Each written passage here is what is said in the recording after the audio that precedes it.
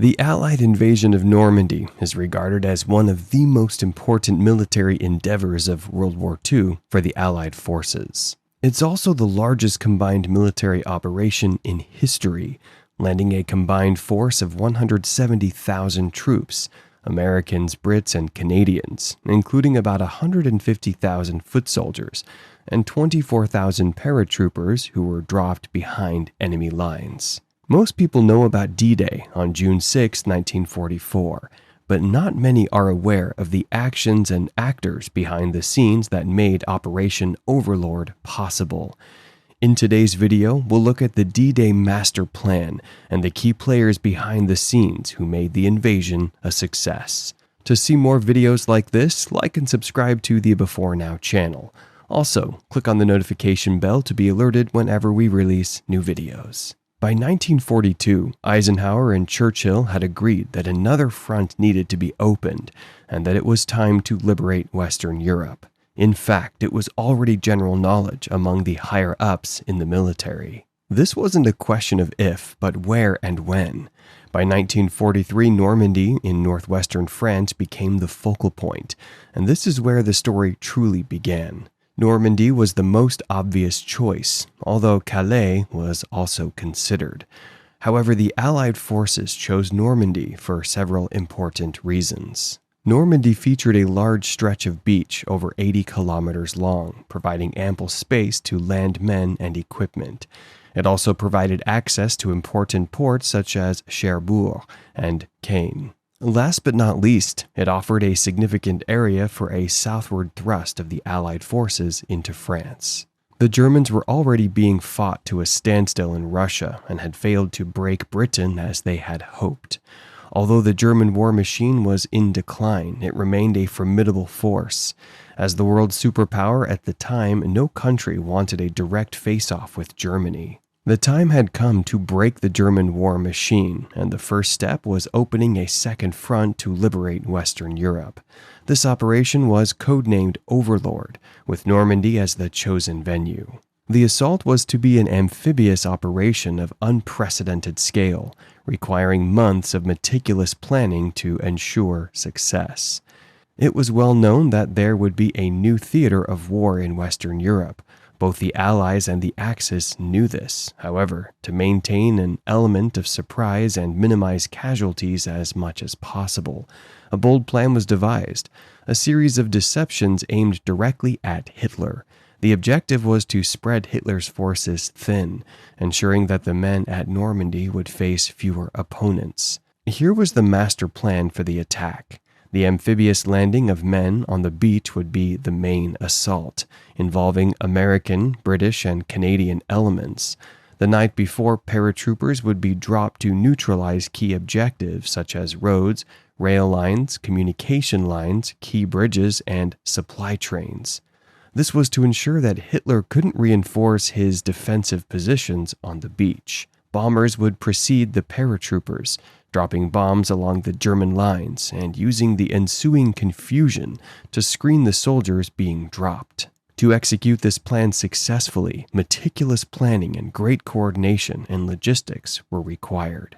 For every man who landed on the beach that day, more than 1 ton of supplies was needed to sustain him for just 30 days in Normandy. A significant portion of the planning was left to Churchill and his war cabinet. The challenge was to misdirect Hitler away from Normandy by providing a false location where he would concentrate his efforts, making the formidable Normandy beaches slightly easier to take. Attacking Hitler's Atlantic Wall was not going to be easy. The wall spanned over 2,000 kilometers of French coastline, consisting of bunkers, trenches, and other fortified positions manned by over 100,000 men, equipped with sophisticated artillery, machine guns, snipers, and anti-tank missiles. It was going to be a Herculean task. However, if Hitler's efforts were diffused, the bridgeheads could be taken more quickly, providing a foothold and a steady supply of men and logistics for the coming days. The plan was to land the men on the beach, secure Normandy as an access point into Western Europe, liberate key ports in the area, and push the Germans back to Berlin. To ensure the success of this master plan, it had to be supported by webs of deception.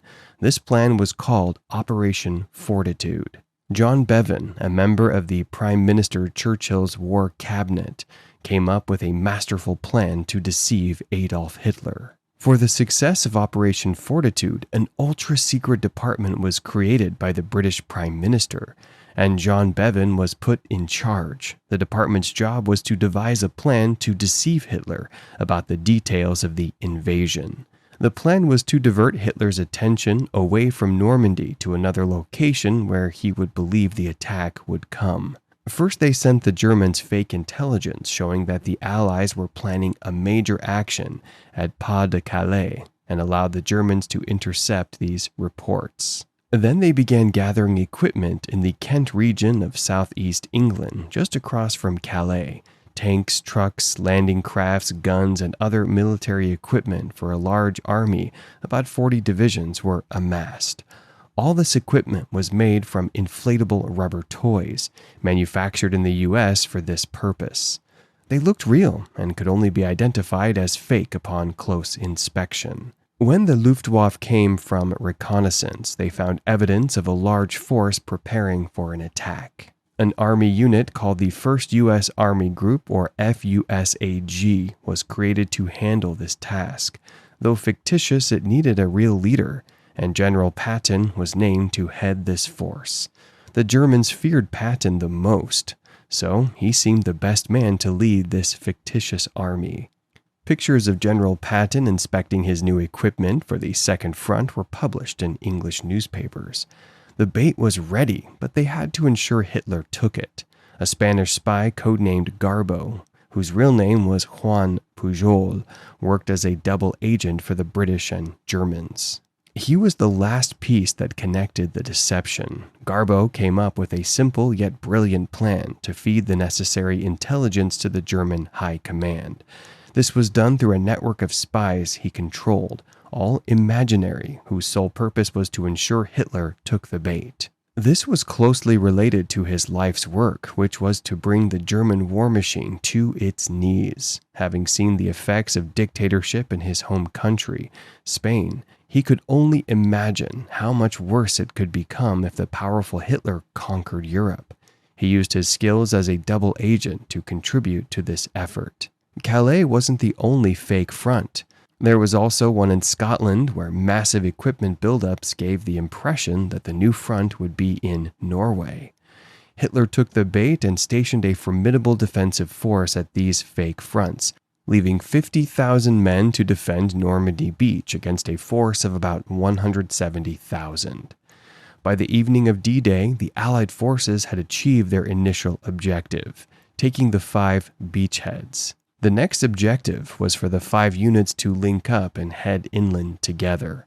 This invasion was the first step toward liberating Western Europe from German occupation, beginning with Normandy, then Paris, and finally Europe.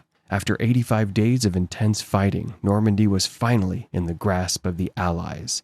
This came at the cost of 200,000 casualties on both the Allied and Axis sides, with another 200,000 men captured. Sadly, 20,000 civilians were killed, the majority due to American bombs. There was also significant collateral damage. Was it a price too high to pay for the liberation of Normandy? The locals might say so, but for the Allies it had to be done, no matter the cost.